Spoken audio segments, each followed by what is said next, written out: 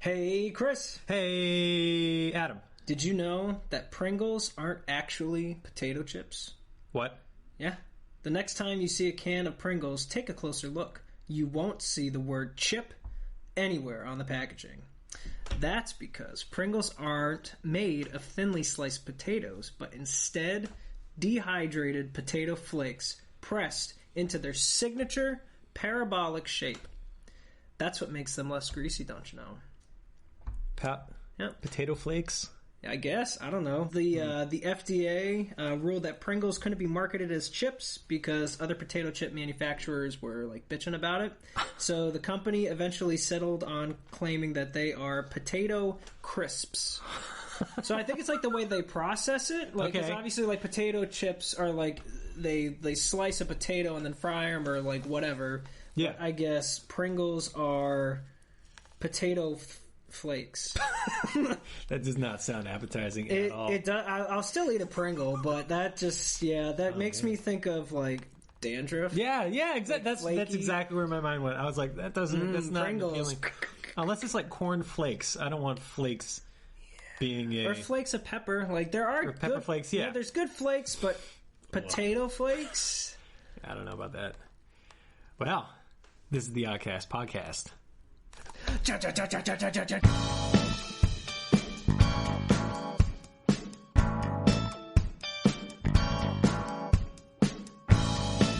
Hey everybody, welcome into another episode of the Oddcast podcast. What's up, Adam? Not too much, Chris. How you doing? We got a good episode. I think this is our best one yet. Oh yeah. I would say. If we had to end on this one, then so be it. But it's a good one. Well, all right. Well, yeah. You're in for a treat. I guess that's pun intended, because it's all about food. Damn it. Yeah. Our guest, Tom Barthelms, sous chef up at Central Provisions in Portland, Maine. We learned a lot about his career and just the cooking profession as a whole. We also learned that I apparently say the word go-to a lot. And I hope it's not all you hear now that we pointed it out. I hope you can look past it, and I will do my best to never say it again after this episode, but you've been warned. But yeah, we talk. We have a great conversation with Tom. We cover a lot of ground. So before we get into that, Adam, you've got an album for us. I do. So I picked the Mars Volta's Bedlam in Goliath, or The Bedlam in Goliath, if you're going to be, fancy and say the whole thing. But the Mars Volta, to pick this one was a tough choice. I honestly like all their albums, but I went with Bedlam only because this was the album that I was introduced with to get into the Mars Volta. Yeah. It's just so in your face. Those first 4 or 5 tracks are really just loud and chaotic and just all over the place. And then as I listened to it more, there's actually a little story behind it.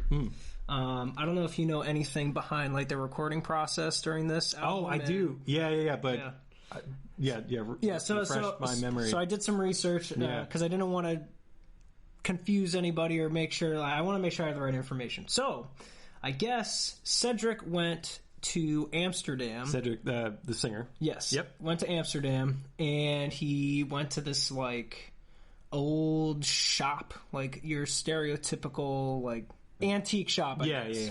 But Amsterdam style. And I guess he found this Ouija board that he was gonna give to Omar when he got back. And I guess it was this Ouija board with poems. And the band eventually named the Ouija board the Soothsayer, which is one of the tracks on the album. And I guess the poems that they found described this mother, daughter, and man being in this love triangle. Yeah, I don't know, but they believed that they were in contact with these 3 entities within the poems, and I guess the entities converged onto one being, which the band ended up calling Goliath. Okay. Another track on the album. But eventually shit got weird. So they threw the Ouija board away. Well, so what happened? So their studio flooded twice. Oh my god. Twice.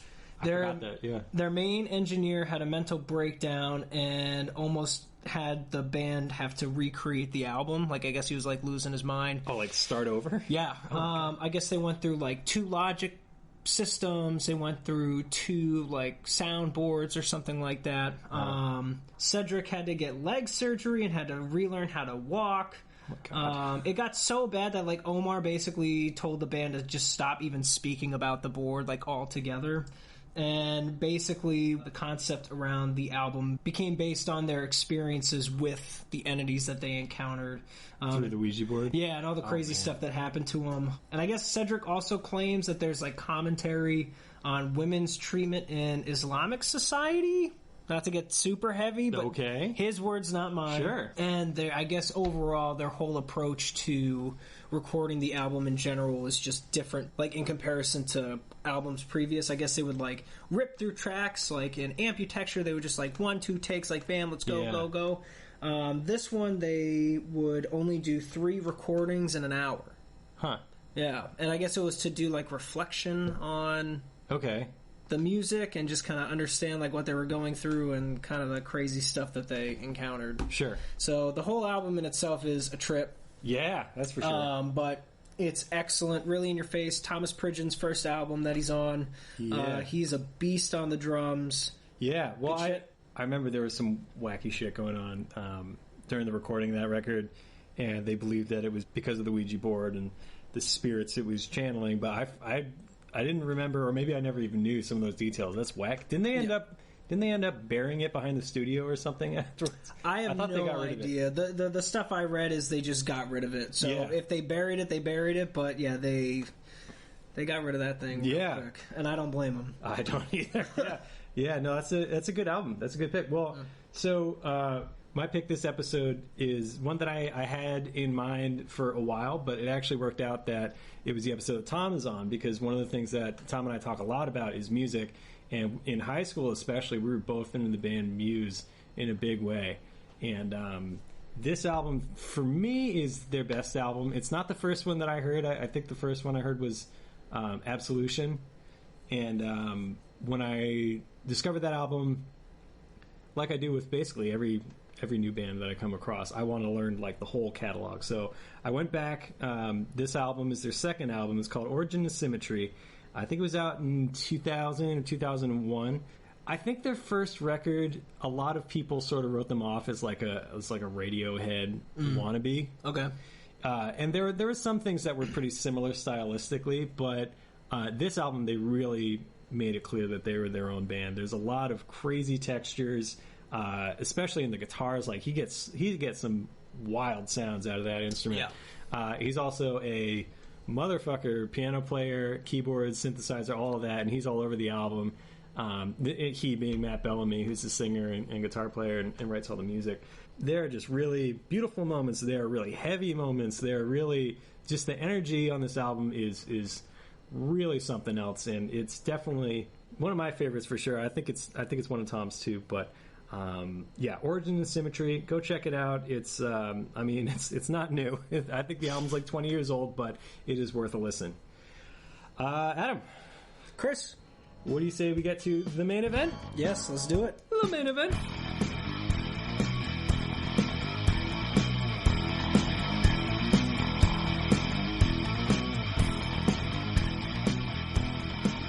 Can we talk, Adam?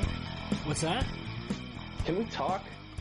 We don't allow him to talk, actually. Tom, what do you want to talk about? How the fuck are you, man? You tell me. You tell me. Dude, I haven't talked to you in like years, and all of a sudden I get an invitation onto your goddamn podcast. So what's going on? Not too much, man. First of all, you're alive. Yes, I am. I am in fact alive. We checked. We looked into it, and he is in fact he's alive. Yes.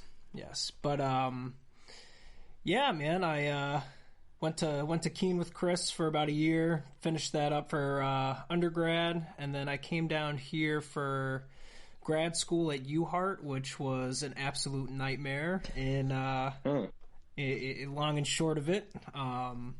And now, oddly enough, I am working as a sales coordinator at the local YMCA. So that's kind of where life has kind of guided me towards. So it's been pretty interesting. How about that? Yeah. All right. What's it like? Your parents one day put you down and they never picked you up again. I sort of feel like that with like the last time I saw Adam Rand. It's like one day I hung out with him and then I never heard from him again for 10 years. Yeah, that's basically what happened. All right, so we have a good friend of both of ours. We've known him for a long time. His name is Tom Barthelms. He is currently a sous chef at Central Provisions in Portland, Maine. Hey, Tom, how you doing? Hey, guys. I am doing well. How are you guys doing? Doing good. So I got a bunch of random questions, food-related, that I want to bring up to you guys. And for the people who are listening that don't know, I want them to know a bit more about you. So how did you get started? When did you start cooking? Like, seriously? Well, I mean, my first job was when I was just before I turned 16. Started as a dishwasher at Jerome's Deli. But I mean, honestly, I started cooking when I was really young, with my mom and my grandmother lived with us growing up. So I always liked to be in the kitchen with them. And it was always something I really enjoyed. I watched, Julia Child on TV as a kid. And, when I was early in high school, I think that's like when Top Chef came out and all those kinds of shows, and really kind of opened my eyes to some of that stuff. And I started getting interested into cooking. So that's why I decided to get a job as a dishwasher in the first place, to get some experience to go to culinary school, because that was one of the requirements to getting in. Sure. You just experience in a restaurant? Yeah. At the time, they required minimum 6 months food service experience before you even get there. So, I decided to start as a dishwasher, hopefully work my way up, and eventually I became like a manager, basically like in the kitchen before I graduated. So it was a great experience.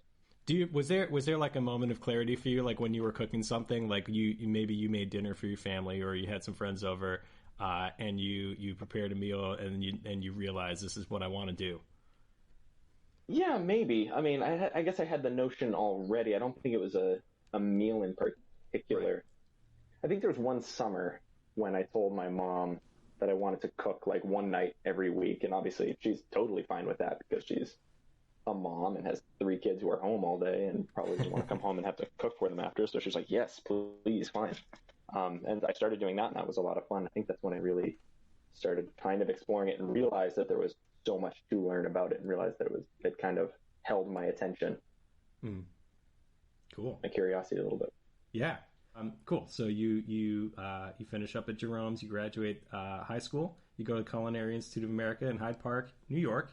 Tell me about your experience there, like some of the big things that you did, some of the big lessons that you learned. I mean, I guess like the biggest lesson I learned there is, particularly in kitchens, it's the networking that's so important into getting to anywhere. I did a lot of stages or trails. It's basically when you go as like an unpaid, observer. They don't need your help. But you go into a restaurant for a day or a weekend or a week or however long it is. Some places it's months.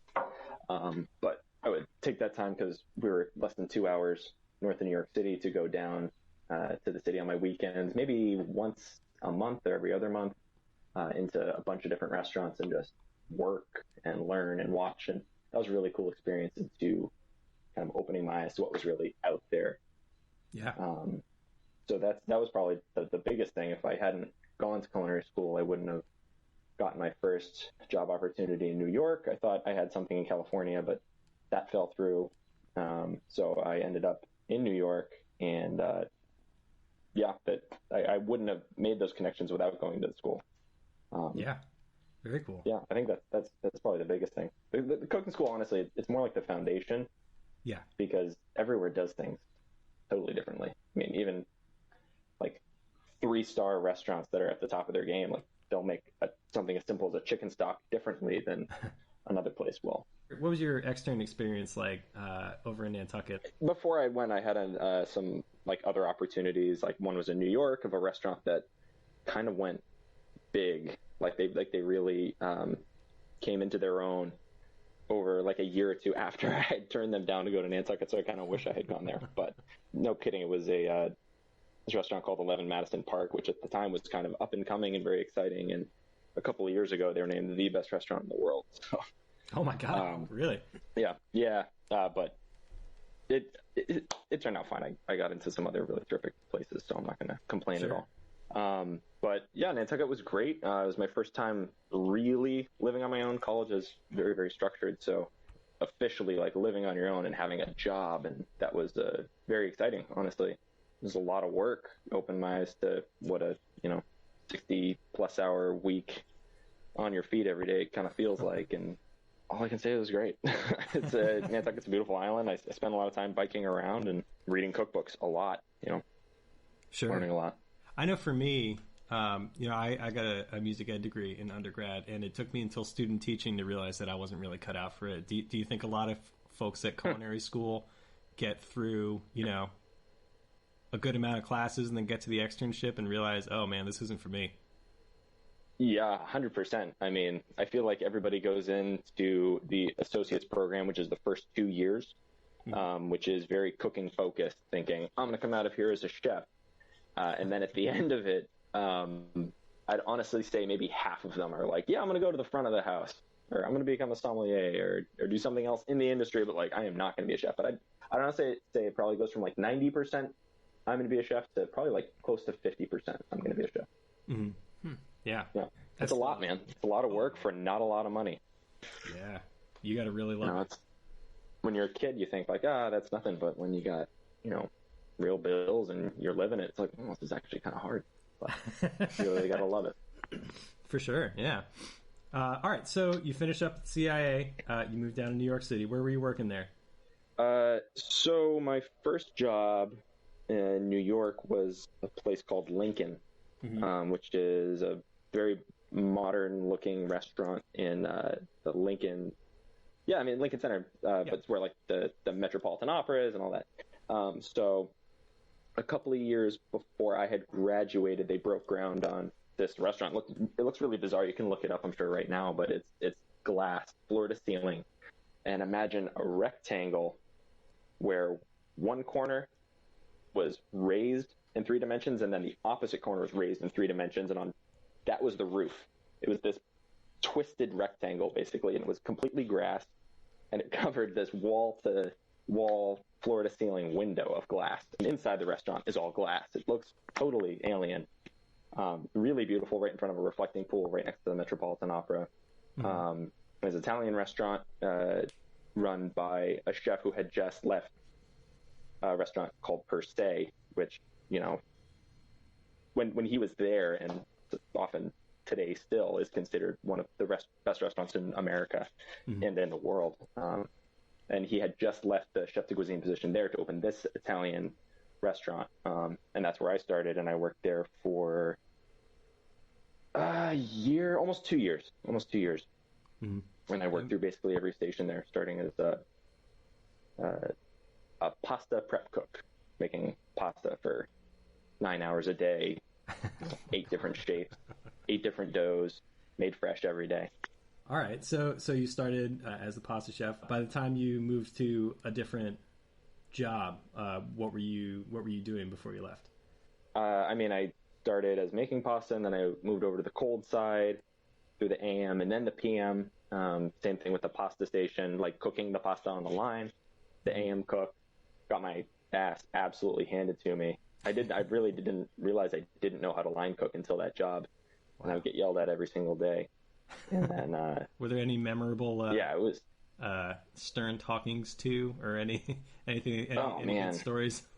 Like slamming a pot down on top of a really probably 2-inch thick French cooking top, just smacking a stainless steel pot on it. It's really, really loud. Oh my God. And it really hurts the ears a little bit, but it'll definitely get your attention enough times. It was a very strict kitchen. It was very intense. Sure. And eventually moved up to the PM, and where it was kind of like the prime time, so to speak. Right. And at that point, we had gained a Michelin star, which was really cool to be part of a team that got a Michelin star. And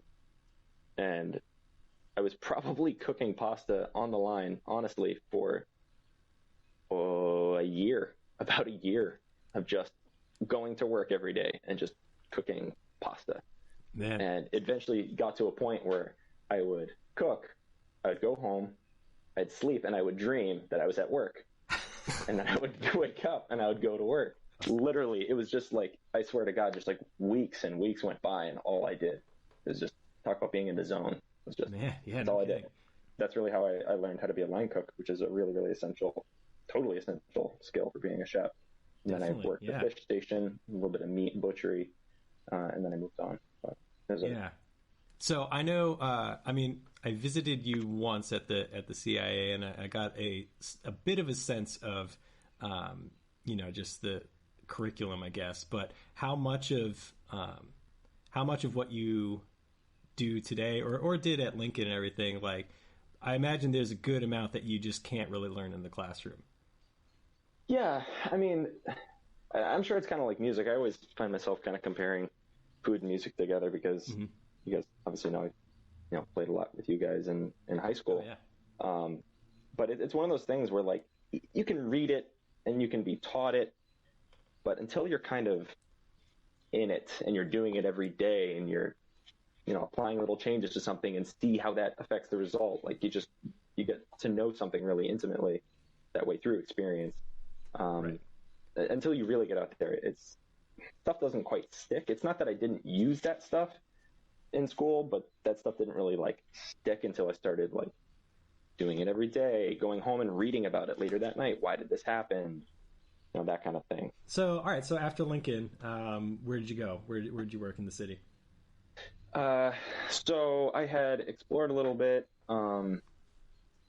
possibly going to a restaurant upstate New York, which they actually offered me a job that I thought about doing, but the pay was not very good, and it would be a commute. I'd actually have to be driving out of the city while living in the city, and then it probably meant I'd have to leave. And wasn't sure if I was ready to do that yet. So I talked to my chef a little bit more about possibly getting into Per Se, which is where he had worked before. Then, we kind of set a date, which was months away. I made a stage at Per Se, spent a night. They offered me a job for down the road when I was basically done with my time with Jonathan Benno at Lincoln, that once I had honored that, they would welcome me into Per Se. And then I thought about doing a stage in like Scandinavia and got accepted for that. And then went to Chef Benno about it, and he looked at me like I was crazy. He's like, "You're going to go to the woods and pick twigs and berries for 3 months in the year in the winter?" It's like, no, go to Per Se. Like stop with this. Like, enough with this. Like, don't. You're not messing with that. Go to Per Se. So I did a little bit earlier than we originally had talked about, because they needed someone right then and there. So he was okay with it, and I got into Per Se. I started as a commis, actually, which is a prep cook. What kind of stuff were you making? Get in at like, I think 5 in the morning.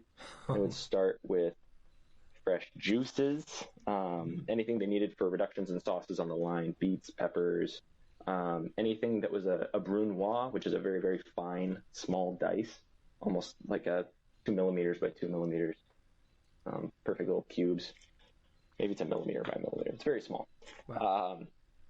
Doing that kind of knife work that really takes like maybe an hour to do a pint or a quart or something like that, which is just one small component of one sauce, which is part of a larger dish. And the line cook doesn't have an hour to just be brunoising like carrots, for example, or celery or onions, something like that. So I'd do that stuff. Any of the crackers and tweels, things like that. And how long were you there? In total, 9 months. Mm-hmm. Yeah.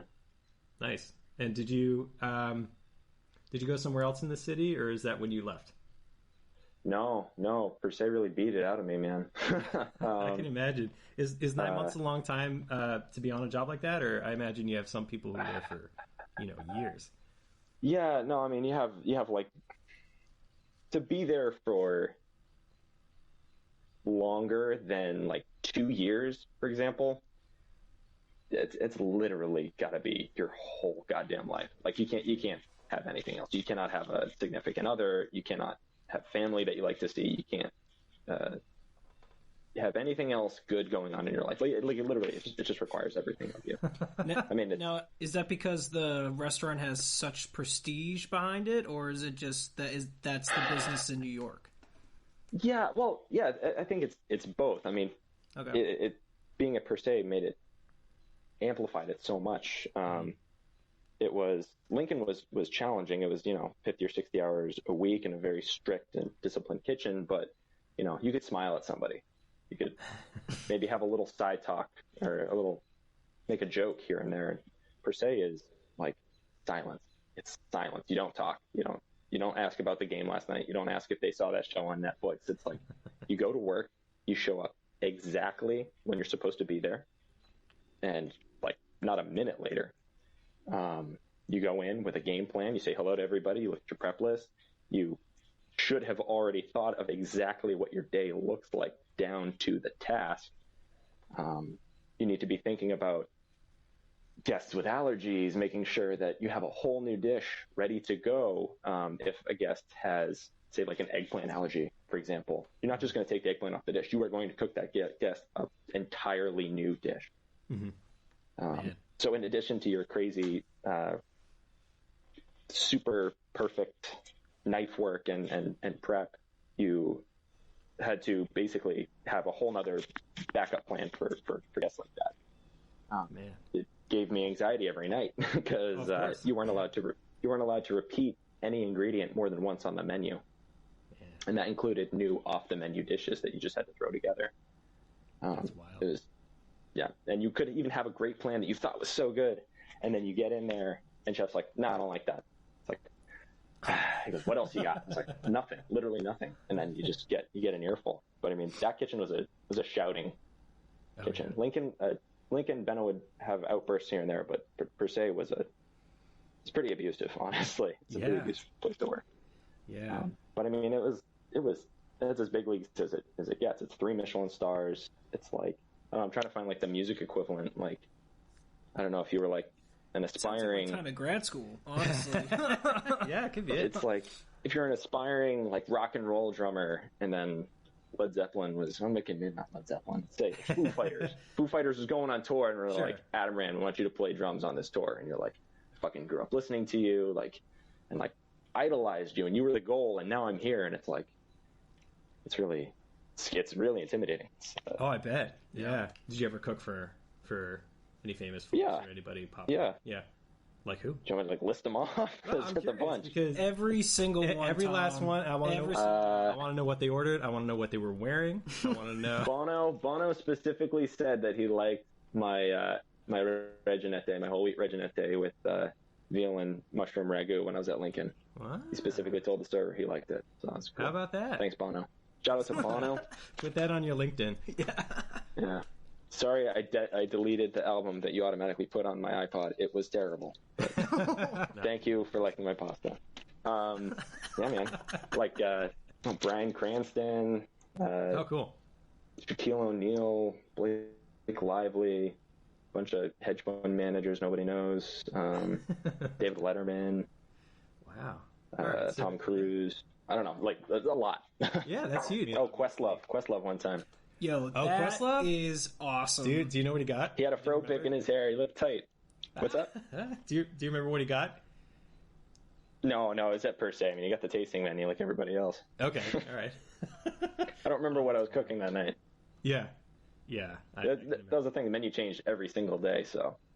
Yeah, that's great. Did you ever? So like you said, you bring in an idea and see what chef thinks. Did you ever have any home runs with him where you say, "Hey, chef, here's what I got," and he's like, "That's great, let's do it." Yeah. I mean, it was a lot of ups and downs.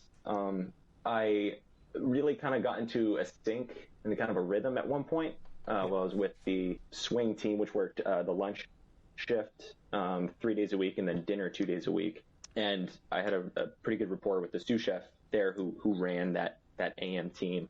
And there was a couple of days where, like, in the middle of service, I had something on the fly ready to go, and he's like, "That sounds awesome." I'm like, "Great." That was a particular highlight of just, it sounds so simple, but when you're in the middle of like an intense service and you throw something out and they're like, "Love it, do it," and you just feel like you're part of the team and everything's clicking and feels right, and that probably stood out a little bit. But yeah, it's, in general, the whole team writes the menu at the end of every service. So after you've already worked, like, I don't know, like 13 hours through a really intense service, it's like you all sit down and like, okay, what are we making tomorrow?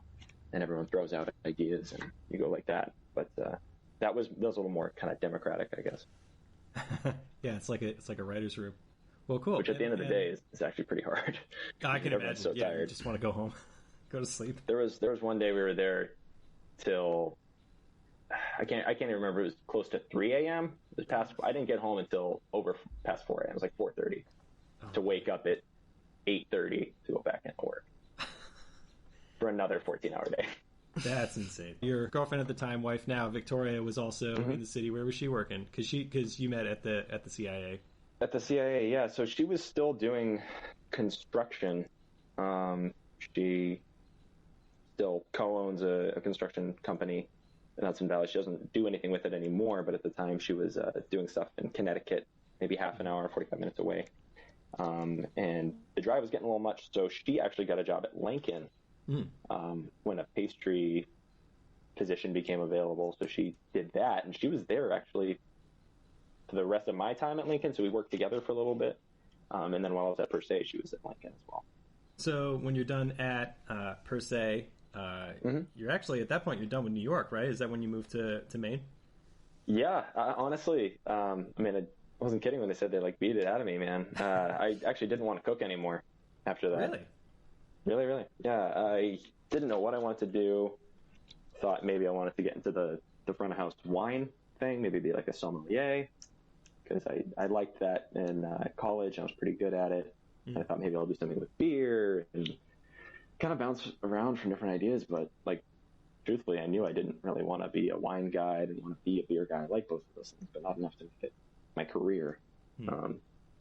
And so we moved to Maine because we always liked Maine. And Portland's a pretty solid food town.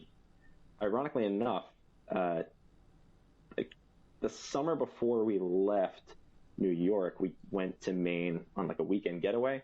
And it was the first year that a restaurant called Central Provisions had opened. Oh, yeah. And we went there, and like being still like the New Yorker and thinking that there's nothing good outside of New York because all the best stuff is in New York, that a very conceited opinion that all New Yorkers have, and that's why everybody hates New Yorkers. We both went to Central Provisions and had dinner there, and we're both like, this is a serious restaurant. Like, we're not in a big city, and this restaurant, like just watching the kitchen, it's an open kitchen, watching the chefs work, it's quiet, it's silent, it's professional, it's clean. The dishes were like amazing, and I was like, I kind of got in my head, I was like, I could work someplace else besides New York and be okay. Yeah. And obviously, fast forward 5 years later, and now I'm the sous chef there, which I never planned on or dreamed about, but pretty cool. So I didn't think I wanted to keep cooking when we moved to Maine. Got a job as a kitchen expediter, the guy who basically runs the pass, all the tickets come in, your air traffic control, basically. Firing the dishes in the kitchen, sending them out with the servers, making sure everything runs smooth. Thought that was a good kind of bridge between cooking and being front of house. Eventually became the floor manager, eventually became the general manager of that restaurant. And I was there for like almost 3 years. And I realized like halfway into it that I hated being front of house. I hated it. It's almost like cooking in a way that you everything sort of becomes a technique and a routine. The same way, like, I don't know, the way you play a scale is technique and it's routine. You don't really think about doing it. Basting a piece of fish or something like that, or glazing vegetables. It's like, when you're out there with the guests and you're schmoozing, like, I just realized I wasn't even in control of what I was saying. I just had like the same like one-liners that I knew got laughs, and I had the same. I basically became like a robot. I became totally soulless, and I was so bitter and resentful about being there because I hated the job. And then as soon as the door would open, I would just be like, Mr. Smile, gracious host, robot again. And I was like, this fucking sucks. So I got a job at Central Provisions as a line cook, as a morning line cook, and I kept working through everything and became a sous chef last year. So I've been at it for I've been there for 2 years now, for a sous chef for a little more than one. But. Right. Selfishly, I love Portland. I think I started going up there when I was living in Portsmouth, New Hampshire, and you and Victoria were there. I think that was really my first time there, and since then I've seen a bunch of concerts there, gone up to visit you guys quite a bit, and I'm consistently blown away by all the food there, all of the breweries there, the scene there is just really something. Do you have a favorite place in town other than, I imagine you like Central quite a bit. Do you have like a favorite, if you got to pick one place for dinner, or maybe go to a brewery first, then go to a place for dinner, where would you go and what would you get? Like, as far as breweries go, Portland has so many. It's ridiculous. 70,000 people, like, not even. I mean, in the greater area, I guess it's more than that, but like, it's a small town, man. It's smaller than Manchester, New Hampshire. Yeah, it is. And wow. We got voted, I think it was like Bon Appetit magazine. I think Bon Appetit said we were the #1 food city in America this past year. So it's pretty wild. One place, I don't know, are we doing lunch? Are we doing dinner? What are we having? All right, you know what? Let's modify it a bit. So, how about breakfast, lunch, and dinner? A whole day. That's perfect. How about it? Yeah, Okay. That's a little better. So for breakfast, we're actually not going to go to Portland, but I'm going to call it Portland anyway because it's in the greater Portland area. But it's the best breakfast restaurant. It's called Palace Diner. It's in Biddeford. 30 minutes down the road. It is it's an old box car. Oh wow! Like literally like a train box car, and they have like the place looks like it's like a lean-to against a box car, and it is so like authentic and true to what you want it to be. It's the diner place. They have like James Brown and the Temptations on like the speakers, and they serve like black coffee, and the guy's always like, "What'll it be?" And it's like 2 people who work it, and they're quick, and it's just like, it's awesome. It's such a great place. But if we have to be in Portland, it's honestly, Palestine is actually seriously one of my favorite restaurants. I count that. Well, what do you get there? What do you order? The tuna melt. That you don't think that you need the iceberg, that much iceberg on a tuna melt. They know what they're doing. You do. You do need it. It makes it that much better. Man. And the Royale with cheese, it's like 2 patties. They cook it like rare. It's so fantastic. You can get beer there too if it's that kind of day. Yeah. But they actually have another restaurant in town that does breakfast. It's called Rose Foods, and it's like classic Jewish deli. You get your white fish, pickles, on homemade bagels. The bagels are terrific. So my first choice is Palace. Runner up, same company as Rose Foods for breakfast. Cool. Lunch. Right. Where are we going for lunch? Yeah, what's for lunch?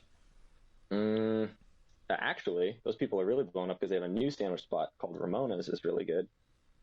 They're doing sandwiches. But I'm actually going to say, I don't know, the Honey Paw. I guess I'd say the Honey Paw. Sure. I've actually been there. Honey Paw. I mean, I'd say Eventide, but you can't get into Eventide. Yeah. Yeah. I'll say the Honey Paw. Get noodles, chicken wings, something like that. Okay. And then go to a brewery, maybe go to Oxbow, or Rising Tide, or Good Fire, or Lone Pine, or Allagash. Allagash is still, in my opinion, they're kind of the gold standard. Sure. Yeah, I think I've been to I've been to all of those with you. We also went to Maine Beer Company. I guess that was in January. I like that place a lot. I don't know, where would you rank them? Maine Brewing? Maine Brewing is great. That facility is really fantastic. It's beautiful. It's brand new. They spent a lot of money on it, but it's a beautiful space. No, seriously. I mean, it's like, I guess you sold a lot of IPA. Yeah, it's like a Treehouse down here too. I think Two Roads. I haven't been to Two Roads, but I hear their place is pretty mad. I think they spent like, I don't know, over $2 million. Maybe it was just $2 million on a renovation. But yeah, Treehouse is massive too. I mean, some of these breweries, man, they're doing something right because, yeah, like you said, they have these just massive buildings. Right? Like, we're already drinking your beer. How much return are you going to get on that investment? Maybe a lot. I don't know. Yeah, man, I don't know. All right. What's they do like events and stuff there? It's crazy. Oh, I bet. I've seen some breweries do weddings. Yeah. That kind of thing. So, all right, what's for dinner? Where are we going? I'm trying to pick a spot. Like, I guess I love Baharat. I think they have a great cocktail program. Mm-hmm. Their bartender is really fantastic. Bar manager, actually. Cheval is always very good. I've even had like really good meals at Scales too. It's owned by the same people who own 4th Street. They do a really nice job over there. Some really nice food coming out of the kitchen. It's kind of touristy. It's on the main drag, I guess you could say, but definitely some talent in the kitchen. Every time I've gone, food's really good. So, wow. I don't know. One of those. One of them is definitely going to be full. So, one of them's full. You got to go to the other one. Well, cool. Well, yeah. So, Tom, thanks for telling us a bit about yourself and what you've done and everything. I obviously am sitting here with Mr. Adam Rand. We got some other questions that are a little less interviewee, a little more general discussion. And it's funny because when we started talking about this podcast, we brainstormed for, I think it was 4 hours. It was a long remember time. That? Yeah, it was. Yeah, it was almost too long. It was almost too, but just almost too long. and we covered a lot of stuff. And I ran away with this food one, and Adam did too. We just had a bunch of random questions because obviously everybody's got a lot of different tastes. They've got a lot of things that they like, a lot of things that they don't like. And some of those, to me, are surprising. I've recently found out, like, I don't know, a couple weeks ago, that you don't like pickles, Adam? Yep, I do not like pickles. What's not to like? What kind of pickles? Name a pickle. I don't like it. So I think a lot of it has to do with the amount of like vinegar that's used. I had a pretty bad experience with vinegar actually back in high school. Sophomore year, I was all excited. I was so excited because it was my first year on snare. I was like thinking I was hot shit. You know, I was just like, yeah, I'm on the fucking snare line. Like, what's up? And I show up to band camp, like, first or second day. And, you know, like, we're all wearing those camelbacks and... Oh, God.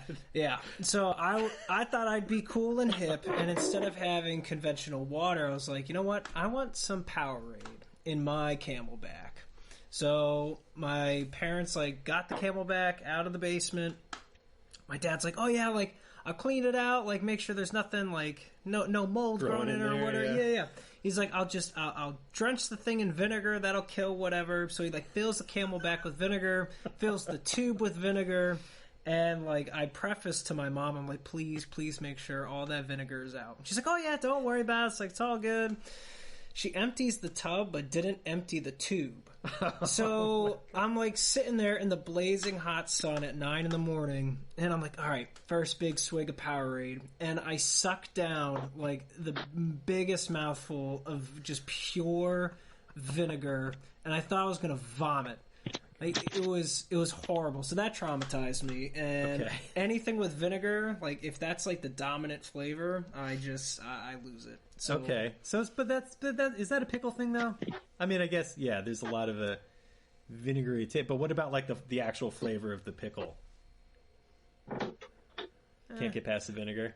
Yeah, I really can't. I mean, I was telling you, Chris, that I did actually eat a pickle Saturday. And we're recording this on a Monday. Right. And it was actually, like, pretty good because it was, like, flavored with this, they had these, like, red peppers in it, like these red hot peppers, to give them some kick. And I liked the flavor. Like, the heat was really nice. It wasn't overpowering. It wasn't, like, unbearable. But I just couldn't.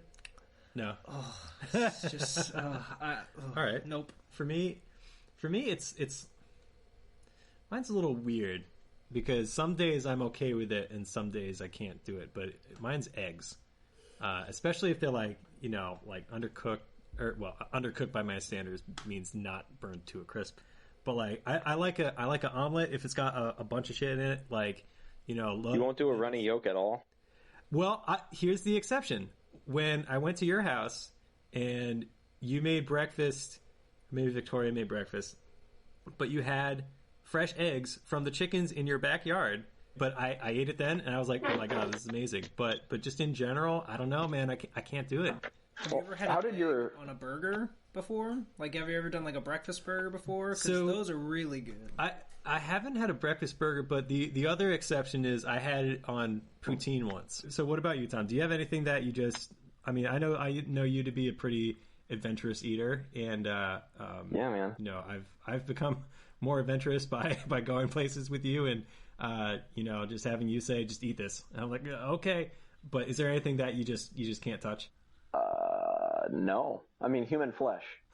No, I don't think I'm going to do that one. I mean, I've had basically every kind of offal or like organ meat, variety meat, they're sometimes called. Brain, eyes, kidneys, testicles, liver, stomach. Not lungs. I've never had lungs. I've had horse. Had a horse one time. You had a horse? On purpose? Yeah. Yeah, both times. I had one time I was in Honduras when I was doing the ship gig, and we went to apparently, so the saxophone player, this is like my third week on board, and the saxophone player in the band is from North Carolina, and I guess down in North Carolina there's a fried chicken chain called Bojangles. I don't know if either of you are familiar. I was not. So he finds out that in Roatan, Honduras, there's a Bojangles. So we get off the ship. He's like, we're finding it. And so we go, sure enough, we go into the taxi cab, and my buddy says, Bojangles. He's like, oh, Bojangles. Okay. So we drive, get there. Bojangles, sure as shit, right there. Like in this, like, I want to say strip mall, but obviously, they don't really have those in a country like that. So we go in, and you look at the menu, and it says, 3-piece chicken tender, whatever, blah, blah, blah. And then I see buffalo bites. I'm like, oh, all right, well, I like buffalo. I like spicy stuff, so cool. I go up and I order that, and I get a little, like, paper cup that says Bojangles on it, and it's full of fried chunks of something. And so I eat it, and I'm, like, sitting there, and my buddy got his, like, chicken tenders. He's like, how's your food? And I'm like, all right, it's a little weird. And he's like, can I see that? So he takes a look. He's like, can I try one? I'm like, yeah, go for it. And he tries it, and he chews on it, and he's like, yeah, it's iguana. I'm like, what? What? He's like, yeah, I had it. I've had it before. That's definitely iguana. And I didn't. I thought I was going to be like spit it out, like have like that kind of visceral like reaction. But I was just like, huh. And I think I had another. And then I was like, I'm not hungry. But the texture, I guess, is close enough that it's passable. I don't know. It's very strange. Weird. But yeah, but I don't know if that's as weird as eyes or half the other shit that you just said. I guess so. Is iguana like alligator, you think? You ever had alligator? I've never had alligator. I would imagine it's pretty close. I mean, have you ever had alligator? Mm-mm. No? No. I don't know. I want to say... swamp pork. Said it tastes like chicken. I don't know. What does horse taste like? It's swamp pork, man. It's a little bit like chicken, but it's a little... Swamp pork. It's a little, like, got some bayou to it. It's got a little... I guess that's crocodiles. It's got a little... they are different. It's... I don't know. It's got a little... The pond smell to it a little bit. Not crazy, but yeah, it's like somewhere between pork and chicken. Pork and chicken meets a pond. Really selling it. Have I sold it? Yeah, right. Yeah. Adam and I got into this a little bit in the first episode, but I want to get your take. So, what is your favorite non-alcoholic drink? Coffee. Coffee? Yeah. How do you take it? I mean, if it's like the grocery store stuff that's not amazing, like pre-ground stuff, I'll just have it with cream, maybe a little maple syrup if I'm feeling fancy, or sugar. Sure. But if it's good coffee, I'll just drink it black. How about your favorite alcoholic drink? I mean, within that, there's obviously wine and beer and cocktails or whatever. But maybe top three, because I know you know quite a few. Do you mean like a specific wine or like a specific liquor? Yeah. What do you mean? Okay. I like wine. I like wine a lot. That's kind of like an open thing. I don't think I could specifically give you like a producer or varietal. I mean, I guess I could, but That's fine. I'll say my favorite spirit is like mezcal. I love mezcal. Beer, I've kind of gotten a little more into like the East Coast IPAs. I like those a lot. A little juicier instead of just like chewing on a penicillin like some of the West Coast ones that I'm not a big fan of. Penicillin? Yeah, man, it's so bitter. It's like all it is. Like, I don't know how it's like. They make you. It's like they put so much hops in there that they want you to not like it. Like, yeah, I've had some. some. It's like, yeah, see, shove it in your face. I've had some that are like that, and I guess there's a bit of a limit, but I've had some that are just like over the top, like, oh God, punch you in the face with a handful of hops. Yeah. Yeah. All right. Well, what about how about breakfast in general? Do you have like a go-to, like wake up in the morning, you're starving? Well, how about breakfast cereal? Adam? What's your go-to breakfast cereal if you had to pick one? Shit. Really? Because mine's right off the top of my head. Oh man, see that's the problem. Like if I could Cinnamon Toast Crunch. What's that? Okay. Cinnamon Toast Crunch. Ooh. Yeah, that's a solid pick. Yeah. Tom, aren't you a big fan of Cookie Crisp though? You ate a lot of that one time. Do you not remember that? Yeah, I remember. You guys, oh my God. Yeah, so well, it's called Cookie Factory. I remember that. It's called Cookie Factory. Yeah, it was Market Basket store brand Cookie Crisp.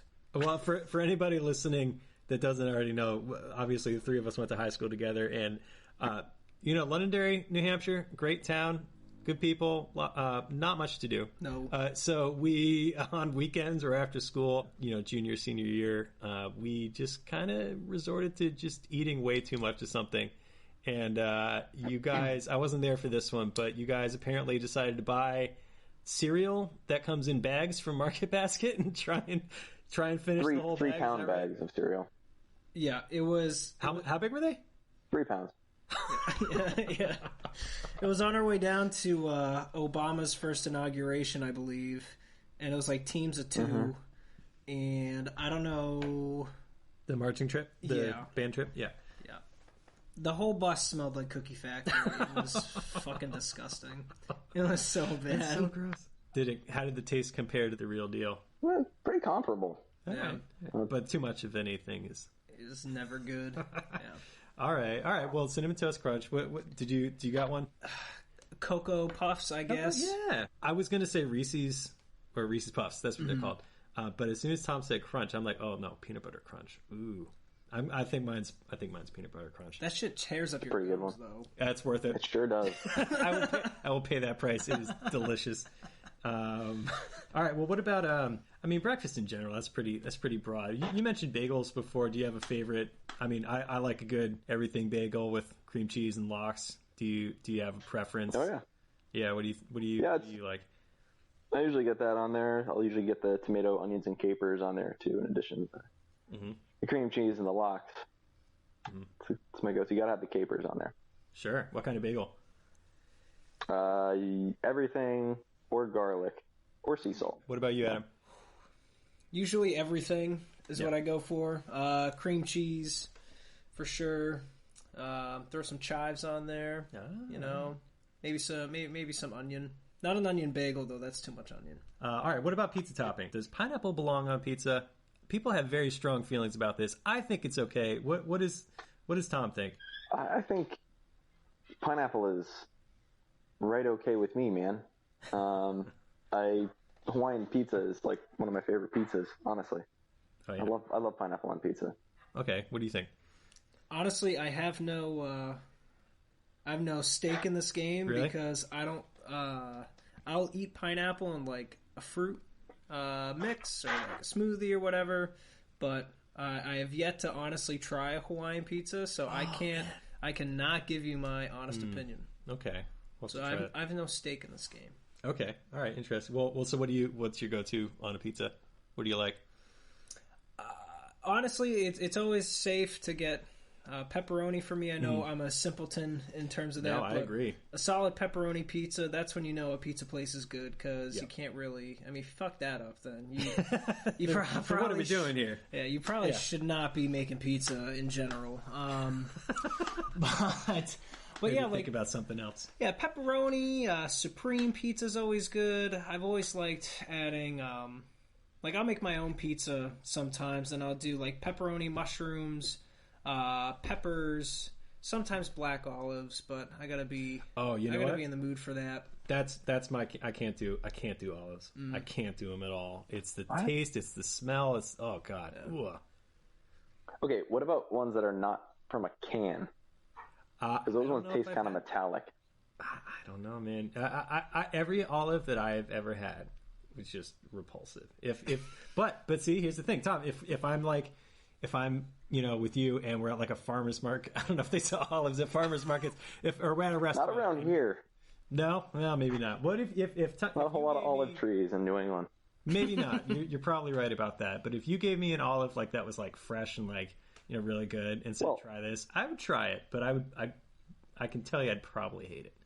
Well, I mean, you might. I mean, olives you can literally, they're inedible fresh. You have to cure them, usually like in lye, and then put them in some kind of solution or oil to like marinate them. But interesting. Well, yeah, I mean, it's probably that process that you don't like. 'Cause it's a pretty distinct flavor. Yeah, could be. Well, not for me. But what about you? What's your go-to on a pizza? I mean, I always like cured meat of some kind. I love pepperoni. Like soppressata or some kind of like spicy pork sausage is usually really good. Maybe a little like chili oil, Parmesan, oregano. Call it a day. There you go. Actually, no, I mean, I didn't expect any of us to say anchovies, but has anyone ever eaten? I've never had an anchovy. Nope. Tom probably has. What? I've never had one. Of course I have. They're on their menu. Of course they are. Like, literally, it's just anchovies. That's anchovies on a board. That's it. I mean, like, we put stuff on them, but... What do they taste like? Are they just, like, super salty? Yeah, I mean, they taste like fish. They taste like oily fish, which is a delicious flavor. Do you eat the whole thing? Yeah. I mean, well, you can. Like, right. we have, like, fillets. There might be little bones. The bones are usually really small. You can just go right through them, but... Okay.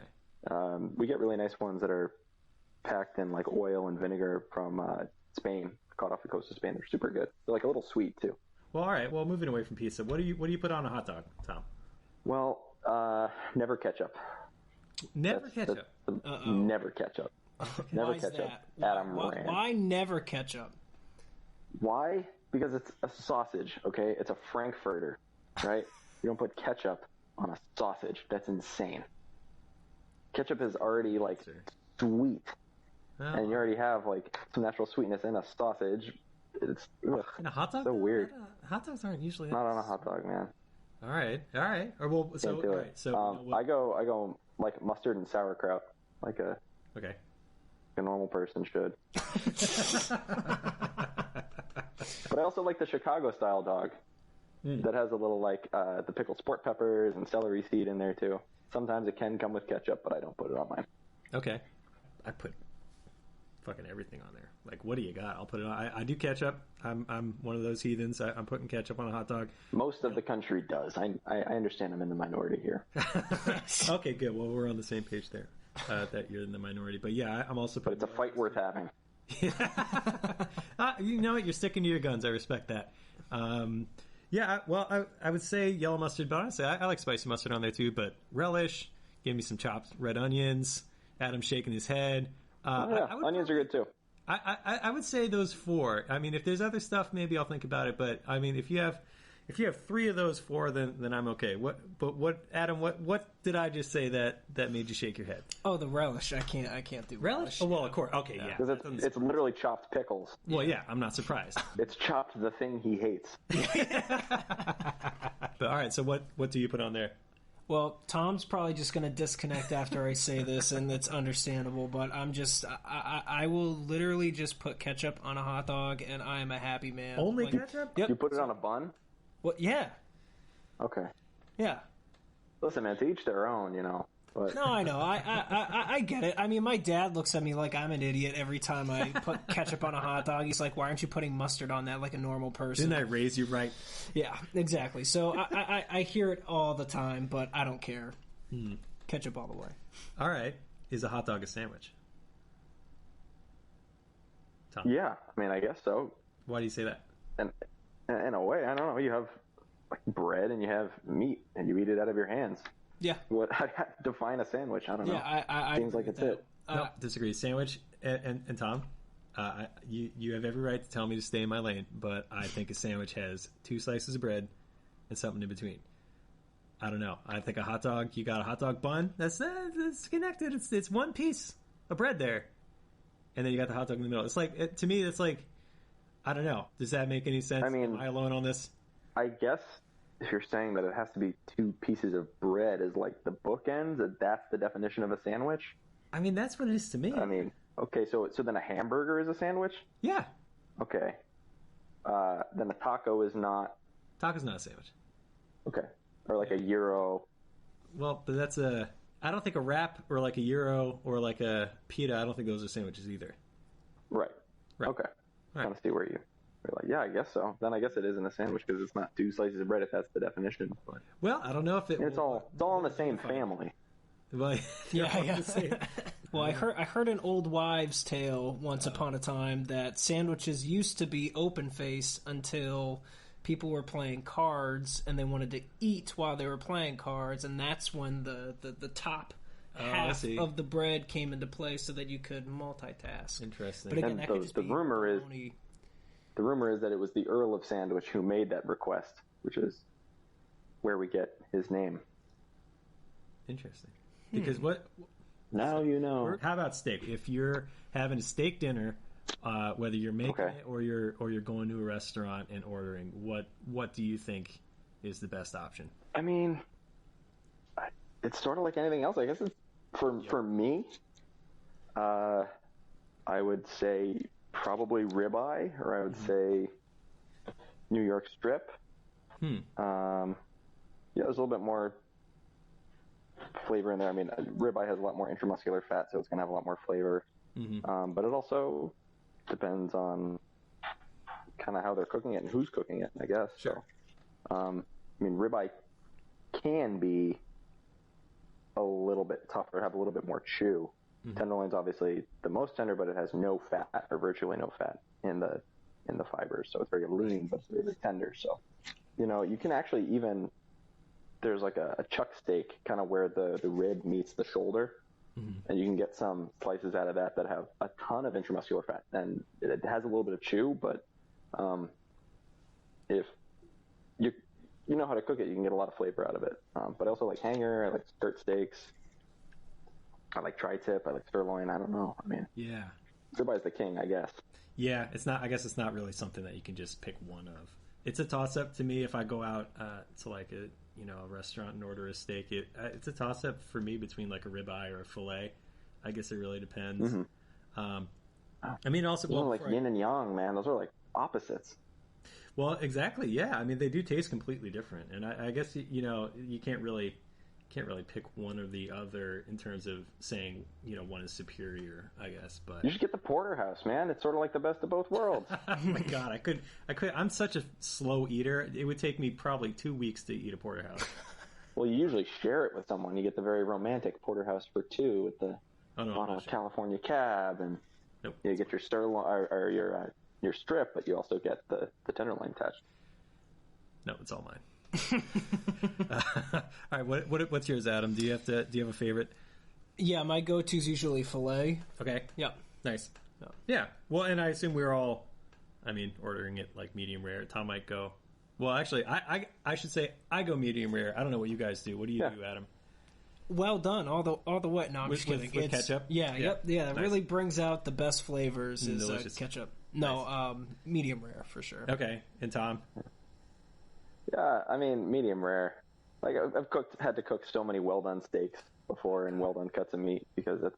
You know what though? If someone's spending the money and they want to go out and enjoy themselves and that's what they want, then that's what you got to give them. Just throw it at them, right? Like you're an idiot. You just wasted this good cut of meat. So you do a slap shot. Yeah. Maybe internally, but definitely. Yeah, just bottle that up. Yeah. All right. What do you have favorite sides? I mean, for me, it's mashed potatoes and broccoli. I mean, if you give me a solid steak, whatever, ribeye, filet, whatever, some mashed potatoes, some broccoli, glass of Lafroy or Lagavulin, I'm a happy camper. I mean, I love cream spinach. That's another good one. All right. I love mac and cheese. Steakhouse does that right. Or some steakhouses you can just get a side of bacon. Like that's just a thing that they do. Oh my god! You just get bacon on a plate with your steak. So I'll say mac and cheese and I'll say bacon. Damn, I've never had bacon with a steak. Well, I've had steak wrap bacon. Yeah, I get bacon wrap steak. Bacon wrap steak. It can be done. Yeah. Anything is possible. Oh man, we were almost on this topic with the hot dogs, but what do you put on a burger? I don't know, like onions, pickles, maybe lettuce, tomato, mayo, maybe ketchup. Maybe. All right. Interesting. Yeah, I'll put some ketchup on there. Yeah. But pickles, definitely pickles on a burger. Adam, it's the way to have a burger, man. Tom, join us. I'm just going to unrespectfully disagree and say that that pickles are just disgusting. They aren't. They're beautiful. And again, you know what? I'm in Chris's boat, Tom. If you find like a pickle and you say you need to eat this pickle right now, I will try that pickle, but I can almost guarantee you that I will not like it. Have you experimented with like the half and whole sours, the fermented pickles, the Jewish style? No. Here's a big bowl of eggs, Chris. Have a couple. Well, I would maybe try. I would want to know, What if the eggs were deviled? I don't know, man. Chelsea makes them like a couple times a year, and they look nice, but it's just I don't know. It's the smell. It's just I don't know. Next time she makes them, or next time I'm in the presence of a deviled egg, I will try it. But I don't know if I'm going to like it. All right. Well, moving right along. How about Chinese food? I think almost everybody has like a go-to, and I'm going to probably retire the phrase "go-to" after this episode because I think it's every other word that I'm saying. But do you have a favorite, Adam? Do you have an order that you get almost every time, or do you switch it up? So my go-to, Chris, would have to be going to start with scallion pancakes. Those are always very good. Okay. Then General Gao's chicken. Yes. 100%. Yes. And then Let's do it. Shrimp fried rice. Let's order some right now. Yes, please. Those are my top three go-tos, if you will. All right. Well, how about Tom? What do you what do you like to order? I think it's the D28. Yeah, it's like I like General Tso's. I like crab rangoons and fried rice. Love that shit. Like Adam, you said with the pepperoni pizza, determining if the pizza place is any good. For me, it's a crab rangoon. If they make a good crab rangoon, then I'm pretty much sold. But I mean, that's just one. I'm curious as to what it is because it's definitely not crab. It's definitely not crab. I think it's like that imitation. Like that. It must be imitation crab, right? And whipped with cream cheese. And the cream cheese. Stuffed in with wonton and fried. There's a lot of options too. There's also a lot of options with sushi. I don't know. Do you do sushi, Adam? Mm-mm. You don't do sushi? Nope. Oh man. I'll do like a tuna roll, but like that's as far as I'm No, we got to make This guy doesn't even like food. Doesn't like pickles. No. Doesn't like sushi, and he puts ketchup on a hot dog. Yeah, I know. I'm the culinary's worst patron. Yeah, I like my toast with nothing on it. Yeah, can I just get a dry, dark piece of toast? Just cook it really. Burn it. Just burn it. Tom, what about you for sushi? I like eel and avocado, I guess. I've never had salmon, cucumber, spicy tuna. Usual suspects. Sure. I like a rainbow roll. I like that one. That's usually a little bougie for me. I like the ones that are like $4 or $5 a roll. Oh yeah, and you get like 40 of them. The dragon roll is pretty, but it's like $13. What are you gonna do with pieces. That? Yeah, isn't that's the one you could have had with the crab sticking out, right? Yeah, that's spider roll. Oh, spider roll. Yeah, you're thinking spider roll. Yeah, it's for a soft shell crab. But for the price of one dragon roll, you could have had like 3 spicy tunas. So I can eat a lot of sushi. So. You know what? When we can go to a sushi place, Adam, I'm looking at you. We're going. All right. And you're gonna try if you. Adam, you should go to like a real sushi place, like a good one. Oh yeah. Well, I usually get my sushi from like the Mobile down the street. That's usually people say that's the best sushi to get. That's probably not. Yikes. Fish. Yeah. Or if it is fish, it's probably been dead a long time. Way too long. Oh, okay. Yeah, I wouldn't eat that. I did have sushi from a place though called Ichiro in West Hartford. That was really good. Okay. I had some I did have spicy tuna there, and that was pretty good. Yeah. Well, Tom, obviously, I mean, New York City there's so much food. There's so many different kinds of it too. Indeed. But what about sushi in New York? Did you have a favorite place? I mean, I had a really memorable meal at a restaurant called Sushi Nakazawa. Did you ever watch that Jiro Dreams of Sushi documentary? I have not seen it, but I've heard a lot about it. Oh, it's magical. You should watch it. I will. Yeah, it's on the list. He's a very lovable old Japanese curmudgeon, and he never misses a day of work. It's really fascinating. You should actually watch it. But anyway, in that documentary, there's one scene where like he's working with one of his apprentices, and his apprentice brings him this egg custard. It's like just slightly sweet. But it's apparently very, very difficult to master. It's served at the end of the meal traditionally, and Jiro says basically like, yeah, that's good. And the guy like goes outside and he like weeps because it's the first time that like he made this thing and it was acceptable. And he had like spent all these years in this crazy sushi restaurant learning the craft, and he opened his own place in New York City, and I got to go, I guess, and it was really fantastic. But it's like 6 guys back there working silently, slicing the fish to the order, and it's all nigiri style. A little bit of rice with a piece of fish over that, and there's no, you don't dip it in anything. Everything is perfectly seasoned already. He's already got the wasabi. He's already got the soy, or whatever else he might have on there. And that was really, really mind blowing. Like best sushi I've ever had. Changed the game for sure. Like, okay, as far as like what I thought sushi was gonna be. He's not the only one in New York that's doing that. But all right, well, how about the sweeter stuff? What about dessert? What's your favorite dessert, Tom? I don't eat a ton of dessert. I do like cookies. I like cookie dough. And I mean, why wait? Let's just go right. Pre-cookies or future cookies. Oh, man. I don't know, man. Like that's a solid answer. Eclairs. I don't know. Like I like everything. There's nothing I don't love. I guess pie. I love pie. Yeah. Oh yeah. What's not to Who the like? fuck doesn't love pie? Banana cream pie. Coconut banana cream pie. Warm blueberry pie. Pecan pie. Cherry pie. Oh God, he's gone. Peach cobbler. Tom, But that's a whole other. I mean, is cobbler a pie? If a hot dog is in a sandwich, is cobbler pie? Talk about that. No, I don't truthfully know what cobbler is, so I'm not the right person to ask. But what about ice cream? Do you have a favorite kind of ice cream? I don't know. I like so many flavors of ice cream, Yeah. and it all depends on like what kind of ice cream I'm getting. Like if I'm getting soft serve, there's actually a great place in Burlington, Vermont, where you can get soft serve, and I usually do the twist of black raspberry and maple. That combo is super good, super good. But in general, if I'm going to get like soft serve, I love a good chocolate. If I'm going to just sit down and enjoy like a nice like bowl of ice cream, I might do like, I don't know, coffee's always good, or butterscotch is always good. I don't know. That's tough. Ice cream's just really good. I will always. I'm a dessert guy. I've got such a sweet tooth that I will eat almost any dessert item you put in front of me. Yeah, I like cookie dough.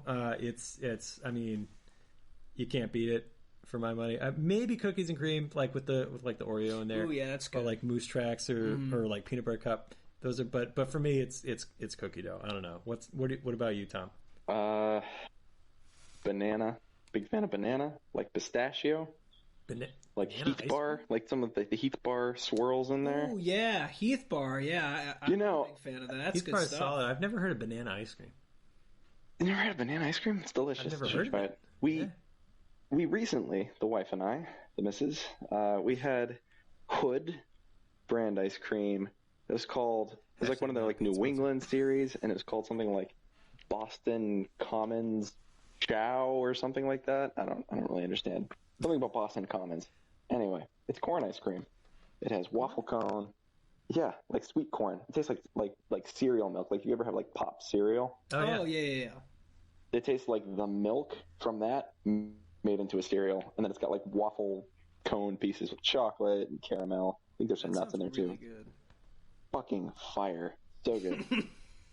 Yeah, I like the sound of that. So, next time you go to the frozen dairy aisle. Not a paid endorsement, by the way. A pint of Hood ice cream. # not a paid sponsor. Hood brand ice cream, yes.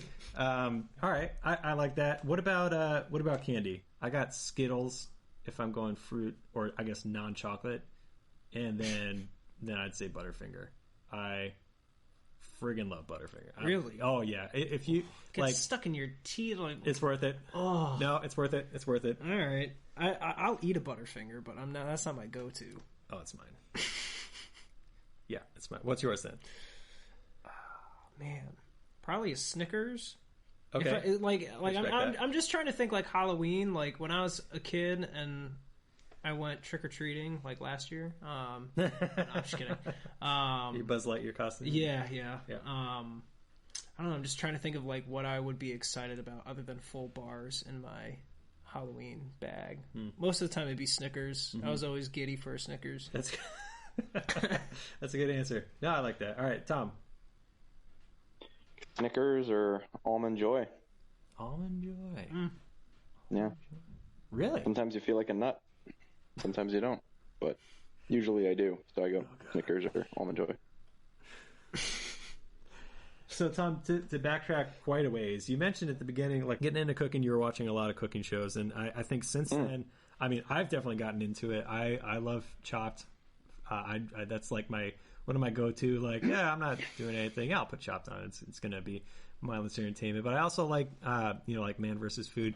You got me into Ugly Delicious. I've really been enjoying that. And I think Chef's Table, I think I watched that with you too. But do you have any favorites or any recommendations? And like documentaries too, like the sushi one you mentioned. Like what do you recommend?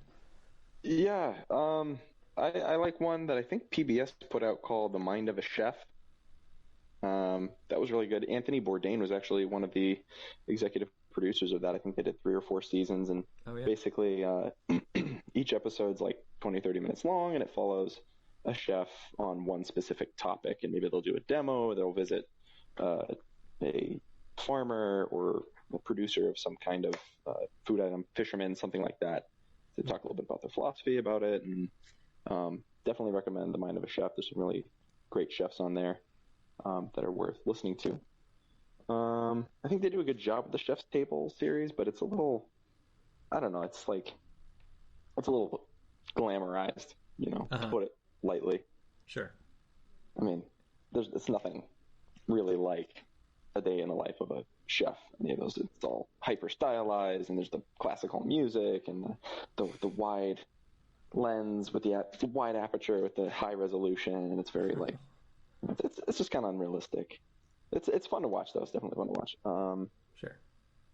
But yeah, it's Mind of a Chef. I'd say is a really good one to check out. I still watch Top Chef. That show's still entertaining as hell to me. Oh yeah, Top Chef. Oh man, I haven't seen that in a long time. Is it still on? Yeah, man. Wow. Yeah, I'll check that out. I've heard a lot about the Great British Baking, Bake Off baking show. Baking show? Yeah. Forgive me, I don't actually know what it's called, but I've never actually seen that. Definitely steer clear of that show called Nailed It. Oh no, thanks. I just saw that actually. Is that on Netflix? It's terrible. It's so bad. Yeah, it doesn't look really worth watching. It's just like, imagine if they made like that show about music, but instead it's just like, hi, I am like a tax attorney and I like music, but I can't play it. And then they just butcher a song, and they just fucking butcher and it like lasts for 4 minutes long. You have to listen to it, and you're like, nailed it. That's basically it, but with food. Yeah, I'll pass on that. Have you seen the Chef Show on Netflix with Jon Favreau? Oh, I have not yet, but I've heard good things. I liked his movie. I think he did a really nice job with that movie. See, that's the funny thing. I want to see the movie, and I've yet to, but I've watched the Chef Show, and I've I've enjoyed it a lot. But it's made me eager to see the movie. So the fact that you enjoyed it just kind of solidifies that I need to see that. So yeah, it's legit. It's got like John Leguizamo, and he's married to Sofia Vergara, so it's definitely like fictional, but right. I gotta check them both out. Yeah, it's a feel good movie. I like that one. All right. So for the last question, you're on death row. I don't know what you did to get there, but you're up next on the old electric chair. You got your last meal. What are you asking for? I'll start with Adam. Last meal? Yeah. Oh, lobster. Okay. Lobster. What's with it? Give me the whole. Or are you just eating a lobster? Well, I guess if I get sides, I mean... Well, yeah, it's your last meal. All right. Lobster with a side of mac and cheese, potatoes, baked potato. I'll say baked potato. Okay. And then a tall glass of Coca-Cola. Okay. Ice in there? Oh, yeah. Oh, I don't like ice in this one. Well, that's just me. All right. That's a pretty solid meal. I think that's a good one. What's Tom's? I don't know, man. I've never thought of it before. Okay. Well, so I have a pretty clean record. I don't usually commit crimes. I can't imagine I'll do something that will warrant getting me to death row. I mean, but you can't read the future, can you? No, but I know my soul, you know? Do you? I'm going to have... You know what? I'm going to have Victoria's steak and cheese sandwiches. Yeah. Yeah, my wife used to work at a diner when she was in high school, and is actually a very good cook. And she makes, like, the best steak bomb I've ever had, including even, like, places in Philadelphia that claim to be the originals or whatever. Mm-hmm. And every time I eat it, it makes me so happy. I feel so full, and I just want to, like, it just makes me want to lie down and go to sleep. So if I was preparing to die, I think that would be a good last meal. There you go, winner. I kind of said mine earlier, but I'll say it again. I would definitely get. Give me I'll say filet mignon. Give me a solid filet mignon, medium rare, mashed potatoes, broccoli. Well, if it's my last meal, maybe I can get a third side in there. I would say lobster mac and cheese, and then give me a glass of scotch, and yeah, that's it for me. I guess I'll see you on the other side. I'll see you on the other side after that. But Tom, did you have anything else you wanted to talk about? Man, I could talk for hours and hours. So in lieu of having a whole nother podcast episode, nothing for me. Well, we'd love to have you back. It was really cool to hear more about how you got involved and where you're at now, and it's been really cool to watch. I always enjoy going up to visit you because I know that you're either going to make some really good food or you're going to take me to eat some really good food, and so it's always a blast. I'm looking forward to getting up there again, and if you ever come down here for some reason, Adam and I can take you to a couple good spots, but yeah, no, it was, I appreciate you doing this, man. Thanks a lot. Yeah, man. Thanks for having me. Adam, it's nice to hear from you again. Yeah, same here, Tom. All right, thanks, well. buddy.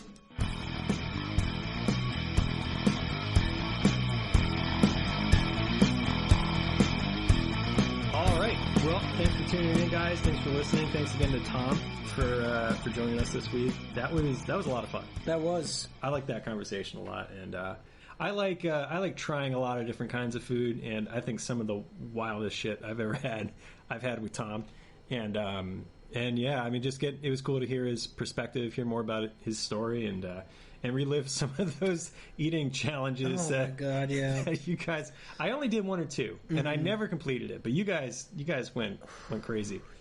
Yeah, and that's only scratching the surface. That was only one small, not disgusting instance of stupid stuff we did in terms of food. Yeah, the only one that I actually successfully finished was maybe you were there. We went to Fuddruckers. Ate those massive burgers. You get the 1 pound burger. Jesus, yeah, and a side. And that was like the base challenge. And I did that, and I don't think I've been closer to death. I wanted to friggin' explode. Yep. And then if you wanted bonus points, you would get a milkshake on top of that. Oh, yeah. I couldn't do the milkshake. I didn't even try. Nope. Anyway, thanks for tuning in. Come back in a couple weeks. We'll have a brand new episode for you. Don't forget to like, share, subscribe to our Spotify, YouTube. Leave comments, send us an email, start following us on Instagram. Yeah. Also, take a tally of how many times Chris said go to. Yeah, you don't make it a drinking game because you'll probably pass out. You'll be dead. Check out Tom Barthelms on Instagram at Tom Barthelms. You can follow us at Ran92860, at C.Rob03, at Oddcast _ oddcastpodcast01. You can shoot us an email at oddcastpodcast01@gmail.com. And like Adam said, you can hear us on Spotify and YouTube. Until next time. Until next time.